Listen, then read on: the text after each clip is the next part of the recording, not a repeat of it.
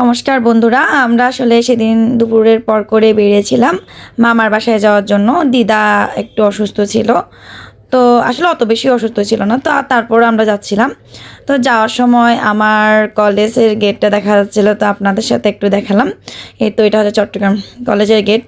আমি ওখানে মাস্টার্সটা করেছিলাম। তো আসলে আমার বের হলে না এগুলো দেখলে আর মাথা ঠিক থাকে না, খেতে হবে কিছু না কিছু, আর বের হলে আমার মুখটা চলে। আপনারা কে কী বলবেন জানি না, আর বললেও কি আর করব বলুন, লোভ সামলানো বড় দায় এসব দেখলে।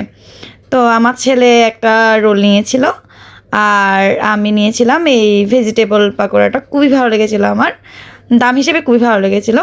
আরও রোল নিয়েছিল। তো মা ছেলে এগুলো খেতে খেতে এবার আপনারা এই জায়গাটা দেখে চিনতে পারছেন, জামাল খান শেরগোড়া। আসলে আমরা গত শুক্রবারে গিয়েছিলাম। দিদা আসলে অতটাও সুস্থ ছিল না, কিন্তু সোমবারে দিদা আসলে না ফেরার দেশে চলে গেছেন। আসলে ভাবতে পারিনি দিদা এভাবে চলে যাবেন। এটাই আমাদের দিদার সাথে শেষ স্মৃতি বা ভিডিও বলতে পারেন। ভিডিওটি যদি ফেসবুকে শেয়ার করি টাইমলাইনে সারা জীবন রয়ে যাবে, সেজন্যই দেওয়া। এই তো দেখুন, দিদার সাথে আমি একটু বসে ভিডিও করে নিচ্ছিলাম। উনি অসুস্থ ছিলেন, তারপরেও আমি ওনাকে জড়িয়ে ধরে ভিডিও করছিলাম।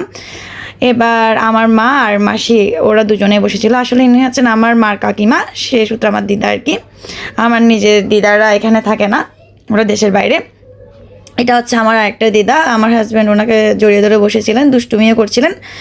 তো আসলে যেহেতু মামার বাসায় গেছি, রাত্রেবেলা না খেয়ে আসতে দিচ্ছিল না, তো সেই হিসাবে একটু খেয়ে আসতে হয়েছিল।